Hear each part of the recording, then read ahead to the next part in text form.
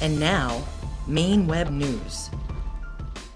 Well, I've done a little research on Sheriff Mack and read all of his books, and I'm a firm believer in the U.S. Constitution, and I think this is very informative information for sheriffs or all public officials to understand. We are sworn to uphold the Constitution, and if we don't, uphold and stand by our oath, then we've violated the Constitution. I said this recently in a group meeting that if you're going to violate the Constitution, and that's tread on the office of the sheriff is a violation of the Constitution, then we should just run the flag down, stomp all over it, and run it back up at half-mast. And I don't think anybody, any American wants that to happen. So today, I made the trip because it's to me it's a motivator, and it gives me a clear understanding why I became sheriff and why I ran for this office. I'm a firm believer in this office, and I think it's the power of the people. It's the people's police. We answer to the people. They hire us, they fire us, and I think Sheriff Mack made that very clear today, and reaffirmed everything that I believe in. How long have you been the sheriff? 4 years. 4 years? Yeah, I was just re-elected to. So this will be your second term. Excellent. Yes, sir. Has there been any regulations coming down from the federal government since you've been a sheriff that you've questioned or that you feel that you would stand up for the way Sheriff Mack did against the Brady Bill? I haven't seen any legislation recently, but I certainly believe in all the amendments to the Constitution. Quite frankly, I think this legislation coming from our own state government is troubling. The recent jail consolidation law, I was opposed to it. I'm still opposed to it. Not because I don't think we should work together. I just think it's unconstitutional to tax the people of your county and then send that money to the state to distribute how they see fit. It's very similar to what the Sheriff Mack was speaking about with education, is sending it to the state, to the federal government, and then sending it back. So every time they do this to us, it's a piece of local government, a piece of local control that's taken away, and I believe that law, the consolidation law, is jail consolidation law, is unconstitutional for the simple reason the Constitution says the sheriff is the keeper of the jail. Take it a step further. If you're going to tax the people of a county, send that money to the state, they're going to send back what they see fit. Let's just say, for the sake of argument, that someone can't pay their home, pay their taxes on the home. The sheriff is going to go in and take their home after you've taxed the people and sent it to the state or sent it to Washington. I have a real problem with that. I don't think that was the intent of this office or the Constitution. So that would be something that I probably wouldn't enforce. I wouldn't enforce as long as there's laws on the books that say that we're going to tax our local citizens. Tell the sheriff he has to collect those taxes and send it somewhere else. No, I'd have a real problem doing that. What I'm talking about is the state consolidation law with the jail consolidation law, and the county commissioners put a county budget committee in place made up of community leaders. Those people don't ever get to look now at the county jail budget, which in my case is a little over $2 million. The bulk of the county budget is the jail.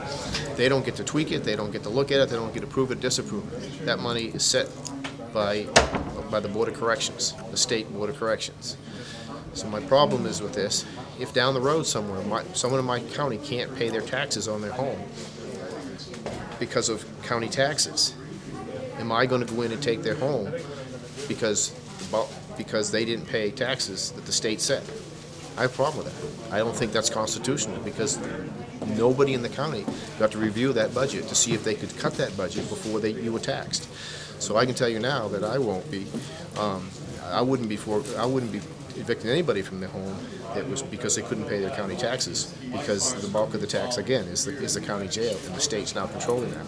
It's taxation without representation, clear to me. I think that's an unconstitutional law for that reason, for no other reason, for that reason.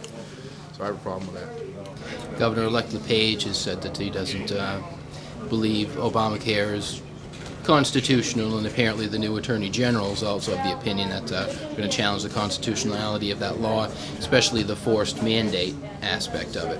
Which is more concerning? A law that says that if you don't provide health care, which the Supreme Court may say is unconstitutional, you're going to lock the person up, or you're going to violate the constitutional oath of office so you can put yourself in jail?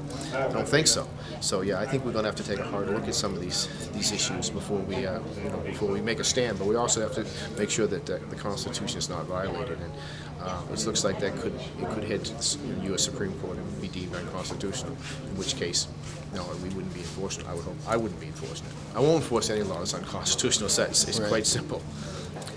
What was the issue that had come up between yourself and the MDEA? Well, I've had issues with the Maine Drug Enforcement since I've been sheriff. I've had to deal with several situations where I feel that they haven't held their agents to any appropriate accountability.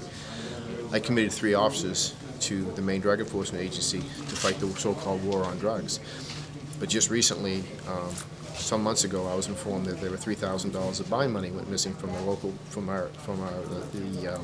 Jonesboro MDA office. I found that through the community.